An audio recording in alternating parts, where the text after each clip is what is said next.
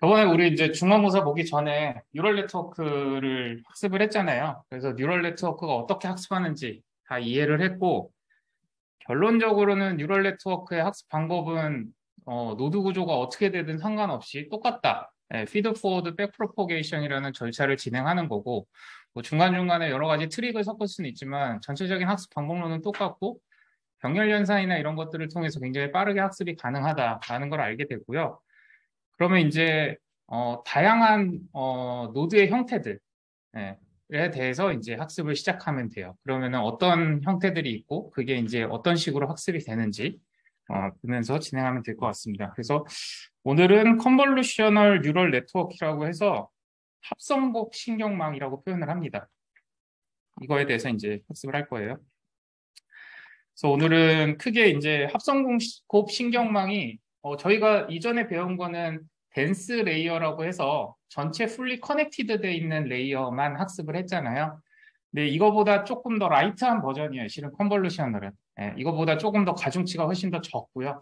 적게 만들어진 건데 어떤 원리로 작동을 하는지 한번 보고 그 다음에 그게 이미지에 되게 잘 맞아요. 이 합성곡 신경망이. 이유는 뒤에서 보시면 알겠지만 인근에 있는 데이터들끼리 계속 묶어줍니다. 그래서 가까이 있는 데이터들이 서로 관계를 가지게끔 할 거예요. 근데 이제 알고리즘이라는 게 데이터 마이닝 알고리즘이 크게 두 가지예요. 알고리즘에 대한 이해도 있어야 되지만 데이터에 대한 이해도 있어야 돼요. 그래서 여러분들이 이제 데이터 마이닝 하는 과정 중에 갑자기 이미지가 나타나고 영상이 나타나고 음성이 나타나면은 조금 당혹스럽긴 해요. 왜냐면 이건 데이터가 아니고 이거는 뭐 멀티미디어 파일인데 이게 왜 학습에 들어오지? 라는 오해를 하기 쉽거든요. 근데 이미지도 데이터다라는 걸 이해하기 위해서 이미지 데이터에 대한 이해를 조금 할 거고요. 그 다음에 데이터라는 입장에서 바라봐서 이 이미지 학습 알고리즘을 보고 우리가 아까 보셨던 그 이미지로 실제로 돌려보는 과정까지 진행하겠습니다.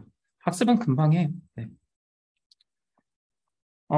저번 시간에 저희가 배웠던 게 댄스 레이어고요. 댄스 레이어라고 하면은 저희가 이제는 뭐 그 개별 공식은 다 무시하고 그냥 노드로 다 그리면 되잖아요. 노드 쭉쭉쭉 찍고 그 다음에 레이어 쭉쭉쭉 찍고 이렇게 해가지고 우리 마음대로 그릴 수 있는 이제 여유가 생겼는데 보시면 댄스 레이어는 레이어하고 레이어 사이를 풀리 커넥티드라고 해서 왼쪽에서 오른쪽으로 흘러갈 때 왼쪽에 있는 노드와 오른쪽에 있는 노드가 n 대 n으로 전부 다 연결이 됩니다. 그래서 가중치가 n 곱하기 n개만큼 이제 생겨나는 거죠. 굉장히 많은 커넥션이 일어나는 거고요. 합성곡 신경망은 조금 다릅니다. 구조가. 어떻게 다르냐면 보시면은 이게 인풋 값들이 좀 많이 있어요. 그래서 합성곡 신경망은 일정한 크기의 필터로 계속 묶어주는 방식이에요. 묶어주는 방식이다 보니까 실은 오른쪽에 있는 노드하고 왼쪽에 있는 노드가 풀리 커넥티드 되지 않습니다. 그래서 여기 보시면은 밑에 보시면은 여기 이제 컴브 1D 저희가 이제 이미지 들어가기 전에 그냥 합성곡 신경망이라는 걸 볼 거예요. 이 합성곡 신경망도 1차원짜리도 있거든요.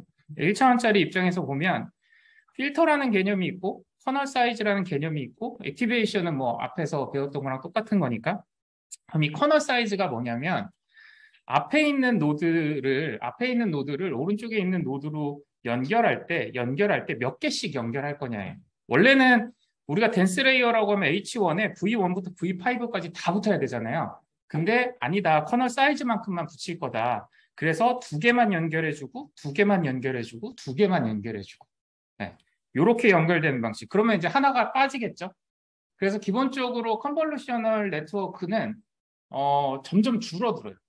점점 그 노드 개수가 커넥션을 쭉 하다 보면 점점 줄어들어요. 커널 사이즈에 의해 가지고 줄어드는 거고 필터라는 거는 이런 커널을 몇 개를 만들 거냐라는 거예요. 몇 개를 만들 거냐. 그러면은 요 똑같은 커널이 두 개 있으면은 H1, H2, H3, H5라는 게 생기고 뒤에 한 차원 더해서 H1-1, H2-1, H3-1 이렇게 생겨납니다. 이런 식으로 이제 연결되는 방식이고 만약에 저희가 이런 식으로 이제 순차적으로 연결된다라고 보시면 돼요. 이게 단순하죠. 네, 네. 아니요. 순서대로 가요. 무조건 순서대로 갑니다.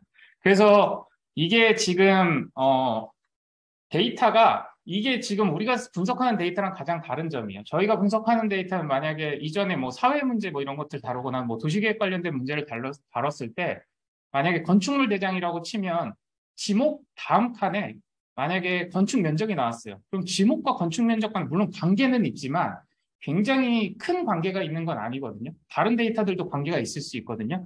근데 이 합성곱 신경망은 인풋한 순서대로 서로 간에 굉장히 깊은 관계가 있을 거야라고 생각을 해요. 이거를 최근에 좀 더 개선을 한 게 그래픽 뉴럴 네트워크 같은 경우에는 그 관계망을 그려주죠. 그려줘가지고 이런 데이터들이 서로 관계가 있을 거야 하면서 이제 보내주는 방식인데 컨볼루셔널은 데이터 입력한 순서대로 이들 간에 굉장히 끈끈한 관계가 있을 거야라고 생각을 하면서 커널의 사이즈를 그대로 이동시킵니다.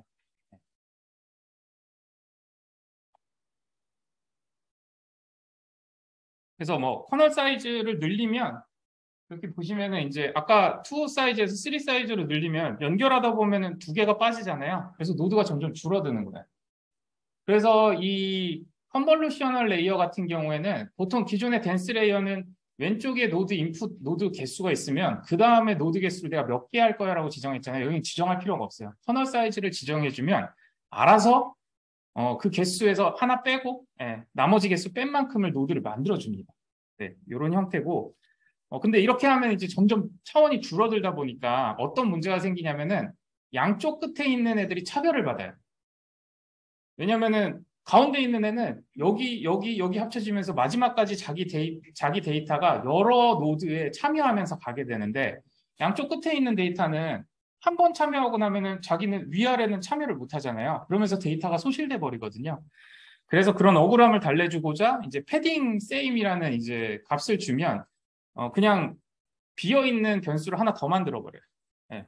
만약에 이제 커널 사이즈가 더 커지면 몇 개 더 만드는 거죠. 예. 그래서 어쨌든 왼쪽에서 입력한 값하고 오른쪽 값이 똑같게 만들자라는 취지입니다. 네. 그리고 이렇게 순차적으로 갈 수도 있고 건너뛰면서 갈 수도 있어요. 네. 뭐 이런 건 옵션이니까 결론적으로 컨볼루셔널 네트워크의 가장 핵심은 내가 전달한 데이터 순서대로 굉장히 깊은 관계가 있을 거야 라는 전제를 깔고 진행을 하는 겁니다. 이해되세요? 데이터를 만들 때 순서를 생각하면서 만들어야 돼요. 네, 맞습니다. 만약에 컨브 1D를 넣는 경우에는 보통 컨브 1D는 시계열 데이터 같은 거 많이 넣으세요.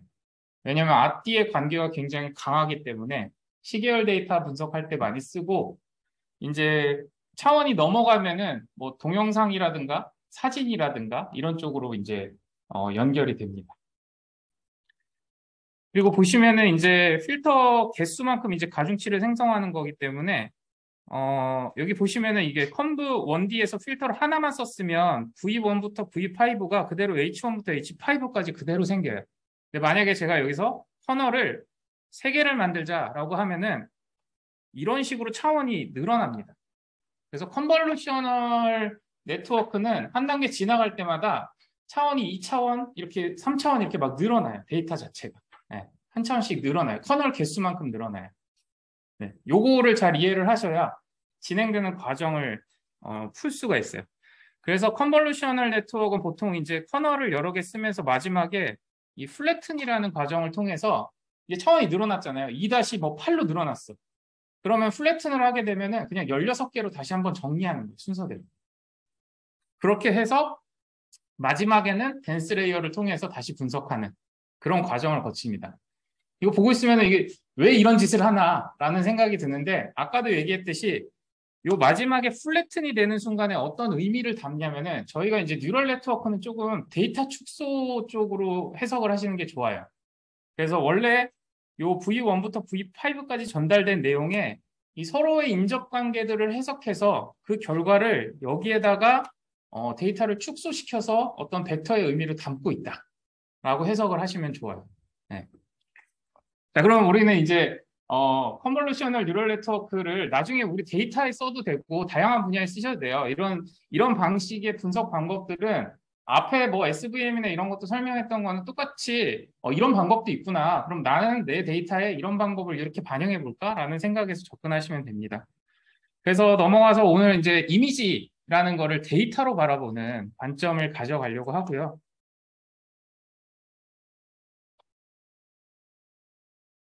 우선은 아까 불러내셨던 것 중에 소스로 들어가시면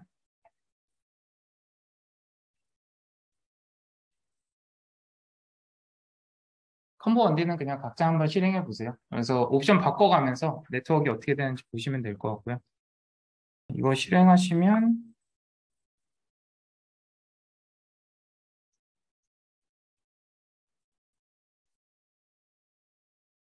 이거 올라가고 나면 빠른데 처음에 올리는 데는 시간이 좀 걸리더라고요.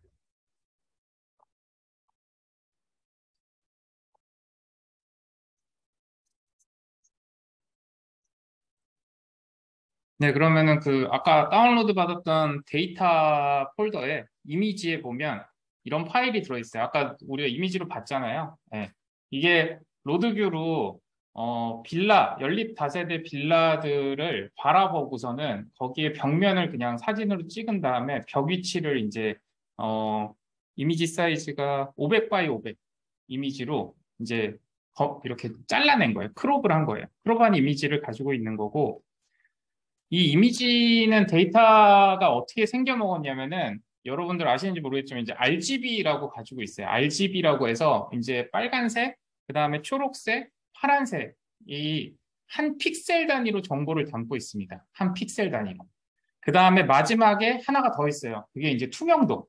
PNG 파일이다 보니까 투명도까지 가지고 있거든요. 그래서 255면은 투명도가 없는 거고 0에 가까우면 투명해지는 거예요.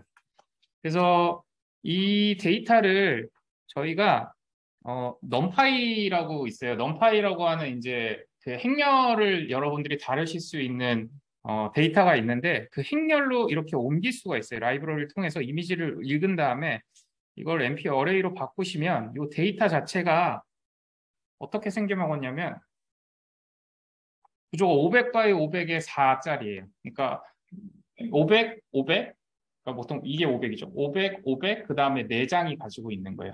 그러면은 그 안에는 25만 개죠. 25만 개 곱하기 4니까는 이제 100만 개의 데이터가 들어가 있는 거예요. 우린 이걸 데이터로 보자라는 거예요. 기존에 우리가 지목 아니면 뭐 온도 이게 하나의 데이터였잖아요.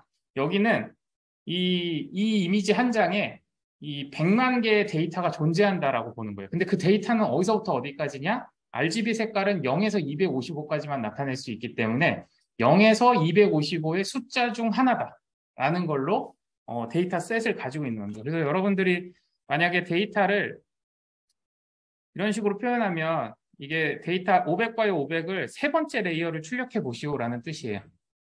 보이나요? 각자 소스 코드를 보시면 네, 세 번째 레이어를 출력해 봐라. 첫 번째가 아니죠. 첫 번째는 0번이죠. 첫 번째 레이어를 출력해 봐라. 이렇게 해서 이제 그 데이터를 실제로 볼 수가 있는 거고 이렇게 보면 잘 안 보이니까 이거를 이제 이미지로 다시 출력을 하면은 이제 플러스로 이런 식으로 출력을 할 수가 있어요. 빨간색만 출력해 보고 그다음에 초록색 출력해 보고 거의 똑같죠. 파란색 출력해 보고 네, 해당 값에 있는 걸 출력을 하는 거예요. 그래서 만약에 이제 이건 데이터니까 2차원 이게 3차원이죠. 3차원 데이터를 가지고 있으니까 3차원 데이터에서 내가 0번째 첫 번째 장에서 0에서 200 위에가 이제 0에서 200번까지만 난 출력할 거야 라고 하면은 이런 식으로 이제 빨간색을 0에서 200번에 있는 데이터만 바꾸는 거예요. 내 마음대로. 뭘로 바꿨냐면은 값을 전부 255로 바꿔버렸어요. 그럼 RGB 컬러가 있는데 R 컬러를 확 올려버린 거예요. 이건 그래서 여러분들이 데이터로 바라보시면 된다는 거죠. 만약에 뭐 초록색을 바꾸겠다. 초록색을 0에서 200번대를 요 세로 길이를 전부 초록색을 최대로 올리겠다. 라고 하면 이미지가 이렇게 변화가 되는 거고 파란색은 밑에서부터 바꾸겠다. 그럼 이렇게 이미지 자체가 바뀌는 거예요. 왜냐하면 이미지를 읽어서 이미지로 들고 있는 게 아니라 아까 넘파이라는 행렬로 3차원 행렬로 바꿔서 내가 데이터를 들고 있기 때문에 이 데이터에 있는 숫자를 내가 바꾸면 바꿀수록 이제 마음대로 조작이 되는 거죠. 이해가 되시나요?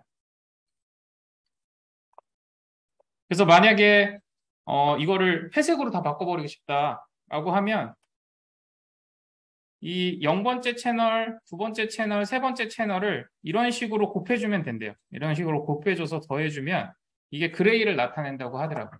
네. 근데 이게 앞에서 이제 이미지를 저희가 바꿔놨으니까 이런 형태로 이제 바뀌는 거고. 그래서 이제 이런 데이터를 분석하기에는 잘 보시면 어쨌든 가까이 있는 점들이 어느 방향이에요. 제가 이 컨볼루셔널 1D 같은 경우 이렇게 일렬로 되어 있는 데이터가 앞뒤가 굉장히 어떤 의미가 있을 거다라고 표현을 했지만 컨볼루셔널 같은 경우에는 이 점을 중심으로 이 주변과 이 채널까지가 한 통으로 나한테 들어오는 거예요. 왜냐? 이들이 굉장히 깊은 의미를 가지고 있을 거라서. 네. 이런 의미로 저희가 컨볼루셔널 2D라는 걸 쓰는 겁니다. 네.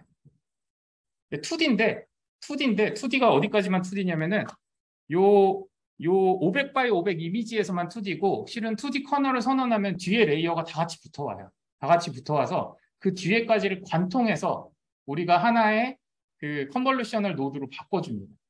그럼 이제 이미지가 데이터로 이해가 되시나요? 네. 그래서 우리가 이미지를 직접 생성할 수도 있어요. 이런 식으로 R 벡터는 이런 모양으로 만들고 G 벡터는 이렇게 만들고 만든 다음에 이거를 이미지라는 넘파이에다가 5 곱하기 5 곱하기 4짜리 넘파이를 만들어서 이미지를 만든 다음에 이걸 출력을 해보면 이런 식으로 이미지를 내가 생성을 할 수도 있는 거야. 네. 그래서 이거는 이미지는 앞으로 우리한테 이미지든 영상이든 음성이든 모두 데이터다.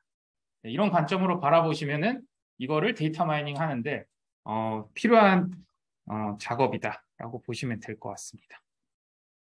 이해되시나요? 그래서 이제 우리는 이미지라는 데이터를 이용할 거니까 채널은 3채널 또는 4채널일 거고 그 다음에 RGB로 구성되어 있을 거고 그럼 이런 데이터는 우리는 컴브 1D가 아니라 컴브 2D, 2D 합성곡 신경망을 이용할 것이다 라는 것까지 이해하시면 되고요. 그러면은 1D랑 다르게 2D 레이어는 어떻게 생겼냐라는 건데 2D 레이어는 똑같습니다. 우선은 커널을 몇 개 만들 거냐는 똑같아요. 커널을 몇 개 만들 거냐는 그 이후에 레이어가 몇 개 생길 거냐는 거고 커널 사이즈는 요건 좀 다른 게 제가 전달하는 데이터 자체가 한글이 왜 자꾸 제가 전달하는 데이터 자체가 이제 4개 레이어를 갖고 있잖아요. 그럼 최상위 레이어에서의 이 정사각형의 크기만 지정을 할 수 있습니다. 네, 그래서 여기 보면 커널 사이즈가 3이면 여기서 3개짜리 커널이고 이 밑에 레이어 개수는 내가 전달한 인풋 데이터의 레이어 개수에 그냥 똑같이 맞춰져요. 그래서 요게 하나의 커널이다. 커널이 이제 9 곱하기 4니까 이제 36짜리가 생긴 거죠. 36짜리 커널이 생겼다는 건 무슨 얘기냐면은 W 가중치가 36개가 생겼다고 보시면 돼요. B까지 하면 이제 37개겠죠. 37개의 가중치가 생긴 거고 이 동일한 가중치가 아까 얘기했듯이 이렇게 움직이면서 학습을 합니다. 이 가중치가 움직일 때마다 바뀌는 게 아니고요. 움직이는데 모두 같은 동일한 가중치가 쓰여요. 네.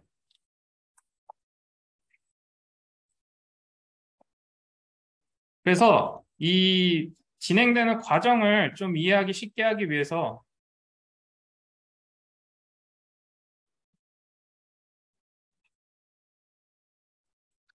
이미지를 하나 만들었어요. 컨볼루셔널 뉴럴 네트워크를 통과시킬 데이터셋을 하나 만들었어요. 어떻게 만들었냐면은 레드는 제일 위에 3칸만 200이라는 숫자를 갖게 했고요. 0에서 255 사이니까 200을 갖게 했고 그린 레이어는 똑같은 위치에 100이라는 값을 갖게 했어요. 그 다음에 블루는 50이라는 값을 갖게 했고 그리고 트랜스퍼런트는 이제 그냥 255로 표현을 했습니다. 그러면은 이렇게 지금 생성을 하고 이걸 이미지 넘파이로 넣어준 다음에 출력을 해보시면 아까 앞에서 보셨던 이런 이미지로 출력이 돼요. 그러면 우리는 4개 레이어를 가진 200, 150이라는 데이터를 가지고 있다라고 보시면 되고요. 그 다음에 저희가 컨브 2D 모델을 만들 거예요. 컨브 2D 모델을 만드는데 제가 케라스를 쓰는데 케라스를 쓰시면 편한 게 조금 뭐 이런 노드를 만드는데 되게 좀 편리합니다. 파이터치도 마찬가지고. 그래서 여기 코드를 좀 확대해서 보시면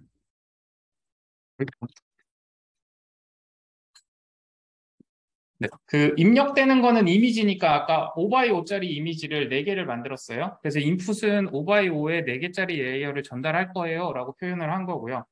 처음으로 이제 2D 레이어를 만들었는데 커널은 우리가 하나만 쓸 겁니다. 하나만 쓰고 커널 사이즈는 3이니까 3x3에 4짜리 아까 보셨던 36개짜리를 만들 거고요.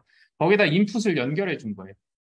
그 다음에 미케렐로는 액티베이션 함수니까 지나가고 맥스 풀링이란 과정 거쳐서 맥스 풀링은 좀 이따 설명할게요. 풀링 거쳐서 플래튼하고 뭐 여기 뒤에는 몰라도 돼요. 뒤에는 몰라도 되고 이렇게 만들면 뉴럴 네트워크에 대한 이제 가중치 설명을 해줘요. 아까 얘기했듯이 컴브 2D를 해서 3x3을 하면 37개의 가중치가 생겨나는 거예요. 36개가 생겨났는데 B값까지 해서 37개가 생겨난 거예요.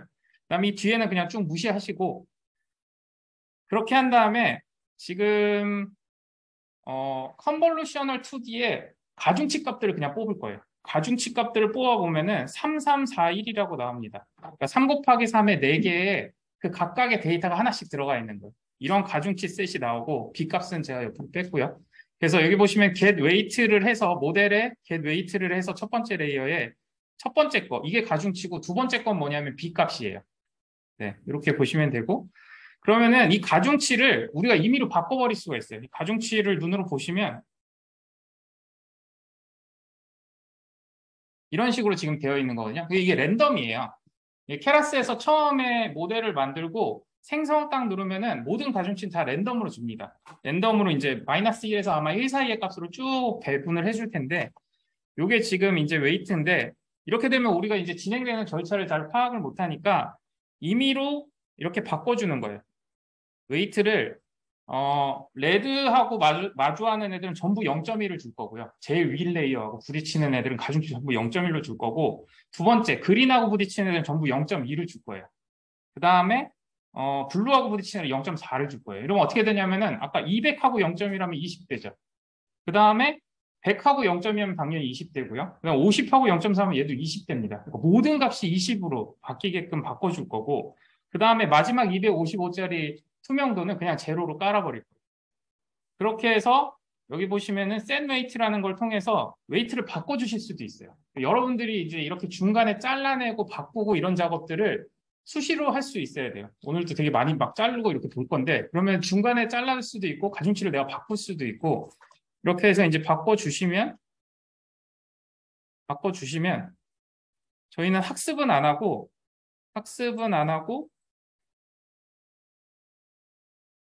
모델을 중간에 잘라낼 거예요. 그래서 이런 식으로 이제 모델을 잘라주시면 어떤 일이 생기냐면 아까 모델 뒤에 뭐가 많았는데 제가 볼 필요 없다고 한 게 컴브 1D에서 그냥 잘라버릴 거예요. 잘라버려가지고 이렇게 생겨먹은 모델이 나오는 거고 이 상태에서 제가 프리딕트를 돌리면 어떤 일이 생기냐면은 아까 우리가 만든 5x5 4짜리 이미지가 지금 새로 만든 가중치들하고 막 곱해져서 더해져서 그 다음 레이어의 아웃풋으로 딱 나옵니다. 네, 아웃풋으로 나왔는데 어떻게 나왔냐면은 1331이라고 나왔어요. 1331이라고 나왔고 그 연산 결과를 보시면 이게 어떤 모양이냐면은 요런 필터예요, 지금. 웨이트가 레드 필터가 0.1짜리면은 이 필터가 여기에서 지금 패딩 세임이 아니다 보니까 여기서 처음 시작합니다. 처음 시작하면은 요 200 by 200하고 쭉 합쳐져서 20개가 9개가 생기죠. 그게 요 9개가 생기고 그린은 20개가 9개 생기고 블루가 9개가 생겨요. 그게 어디에 박히냐면 여기에 박히는 겁니다. 네, 여기에 들어가요. 그래서 3 by 3짜리 아웃풋이 나오는 거예요. 그럼 이 값은 540이겠죠. 540이고 얘가 여기는 540인데 여기 한 칸만 내려가도 여기는 제로들이잖아요. 제로들이니까는 그만큼 개수를 잃어서 360으로 바뀌는 거예요. 제일 밑에는 마지막 두 줄이 없으니까 다 제로가 돼서 이제 값이 180으로 되는 거예요. 그 과정을 여러분들이 눈으로 직접 보라는 거죠. 네. 눈으로 직접 보시면 이 컨볼루셔널 네트워크의 필터가 어떤 연산을 통해서 진행되는지가 한눈에 보이는 거예요. 이해돼요? 네. 이 이해를 하시고 나면 이제 앞으로 컨볼루션을 그냥 편하게 쓰실 수 있다라고 저는 생각을 하고요. 네. 이해되세요? 이 과정이? 계산은 굉장히 간단해요. 예, 간단한 계산 과정이고 이거에 대한 가중치 학습은 당연히 피드포워드 백프로포게이션 과정에 의해서 이루어질 거고 지금 제가 설명드리는 거는 컨볼루셔널 2D라고 하는 필터가 어떻게 움직이는지에 대한 설명이에요. 이해되죠? 그럼 이 필터가 왜 의미를 갖냐면은 원래 이미지 필터라는 게 있었어요. 옛날에 뭐 포토샵 같은 거 쓰시거나 하면 이미지에다 이제 필터 씌우는 작업들을 하잖아요. 그게 실은 지금 우리가 쓰고 있는 컨볼루셔널 필터하고 동일한 형태라고 생각하시면 돼요. 그래서 아마 인터넷 같은 데 찾아보시면 다양한 이미지 필터들이 있어요. 그래서 여기 뭐 아이덴티티라든가 엣지 디텍션 이런 거 해보면은 이렇게 생긴 필터를 이미지랑 같이 곱해보면 이런 형태로 이미지가 바뀐다라는 거예요. 네, 요 과정인데 여기 보시면은 제가 그 다음 줄에 보면 이미지를 하나 불러냈어요. 이미지를 하나 불러내고 그 다음에 여기에 보시면은 엣지 디텍션 필터 중에 -1로 꼭 채워져 있고 가운데 8인 애가 있어요. 네. 그럼 이게 어떻게 곱해지냐면은 주변에 있는 값들은 마이너스가 되고 가운데 있는 애가 뻥튀기 돼가지고 얘가 강할수록 이제 값을 가지게끔 이렇게 생겨먹은 필터인데 이 필터를 강제로 만들어서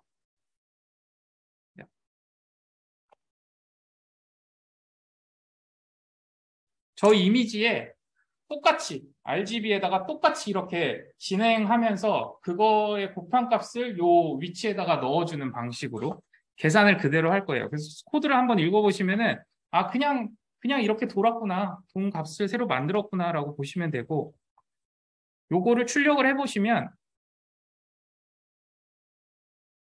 네 엣지만 이렇게 강화된 형태로 이미지가 바뀌어 있습니다.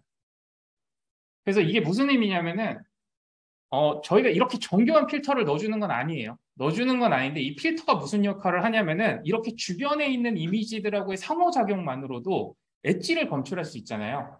이 외에 다양한 것들을 검출할 수가 있어요. 그리고 이거를 레이어를 거쳐가면 거쳐갈수록 이게 선을 검출하다가 그 다음에 뭐 원형을 검출하다가 되게 다양한 의미를 담는 검출기가 만들어지고 그 다음에 이 필터에 들어가야 되는 값은 지금 기존에는 저희가 전문가들이 이렇게 -1, 8 이런 값들을 찾아내가지고 이거 이런 필터야 라고 얘기를 했었지만 지금은 누가 찾아내냐? 뉴럴 네트워크가 알아서 찾는 거예요. 그래서 컨볼루셔널을 필터를 뭐 100개 이렇게 줘버리면은 이 100개 중에 어떤 애는 엣지 검출하고 있고 어떤 애는 칼라 검출하고 있고 어떤 애는 레드에만 집중하고 있고 어떤 애는 레드랑 블루만 집중하고 있고 이런 과정들을 거치는 학습 과정을 통해서 얘가 우리가 원하는 최종의 이 데이터의 의미까지 도달하는 과정의 여정을 이 컨볼루셔널 네트워크를 통해서 진행이 된다라고 보시면 될 것 같아요. 그러니까 여러분들이 이미지를 데이터로 보셔야 돼요. 네, 이미지를 이미지로 보면 이건 해결이 안 되고 이미지를 데이터로 바라보시고 데이터는 데이터인데 서로 이 3차원 데이터인데 이 간에 되게 간섭이 심한 데이터다. 이 3차원 안에서. 센서 데이터도 이런 거 있을 수 있어요. 어떤 공장 안에 센서 데이터를 다 올리잖아요. 시계열적으로. 그럼 그 센서 데이터들이 층별로 있을 거 아니에요? 아니면 기계 안에 이렇게 계층별로 있을 거 아니에요? 그것도 똑같이 3차원 데이터를 올릴 수 있어요. 그런 거는 컨볼루셔널을 써도 돼요. 의미 검출이 가능하거든요. 네. 이런 차원으로 데이터를 바라보시고 그중에 대표적인 이제 이미지 데이터라는 거를 바라보시고 이 필터가 돌아가는 작동 방식에 대해서 이제 확 이해를 하셔야 돼요.